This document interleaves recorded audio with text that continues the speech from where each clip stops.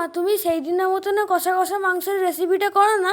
আচ্ছা করছি, দাঁড়া। এই রেসিপিটা করার জন্য প্রথমে মাংসটাকে ভালো করে ধুয়ে নিতে হবে। এবার মাংসের মধ্যে দিয়ে দিতে হবে টক দই, নুন, হলুদ গুঁড়ো, কাশ্মীরি লঙ্কার গুঁড়ো ও সর্ষের তেল দিয়ে ভালো করে মাখিয়ে নিয়ে 30 মিনিটের মতন রেখে দিতে হবে।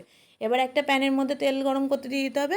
গোটা গোটা করে কেটে রাখা আলুগুলোকে দিয়ে নুন দিয়ে ভালো করে ভেজে নিতে হবে। আলুগুলো ভাজা হয়ে গেলে সেগুলোকে তুলে রেখে দিতে হবে। ওই প্যানের মধ্যে আবার কিছুটা পরিমাণে তেল দিয়ে দিতে হবে। এবার কুচিয়ে রাখা পেঁয়াজটাকে দিয়ে দিতে হবে। পেঁয়াজটা বেরেস্তা তৈরি করে নিয়ে সেটাকে তুলে রাখতে হবে। এবার কড়াইতে পরিমাণ মতন তেল দিয়ে দিতে হবে।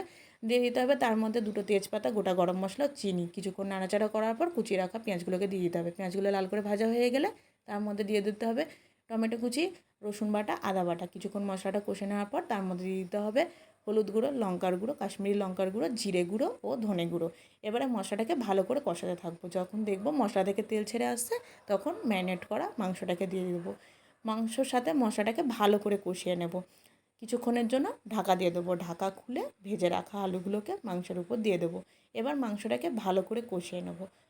তারপরে আবার একটু জল দিয়ে দেবো। জল দিয়ে মাংসটাকে কষিয়ে নেব। মাংসটা যখন ভালো করে কষানো হয়ে যাবে তখন তার উপরে পরিমাণ মতন জল দিয়ে দিতে হবে। জল ফুটে এলে দিয়ে দেবো কুচিয়ে রাখা লঙ্কা আর উপর থেকে বেরেস্তা ছড়িয়ে দেবো।